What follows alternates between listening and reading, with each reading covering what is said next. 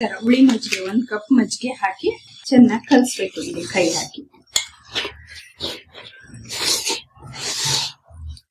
ತುಂಬಾ ತೆಳ್ಳಗೂ ಇರಬಾರ್ದು, ತುಂಬಾ ಗಟ್ಟಿಗೂ ಇರಬಾರ್ದು.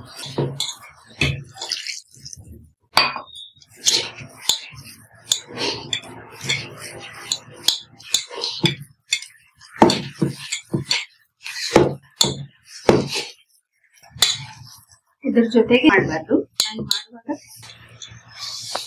ಅದನ್ನ ಹ್ಯಾಂಡ್ ಮಾಡುವಾಗ ನಾನ್ ಸ್ಟಿಕ್ ಅಲ್ಲಿ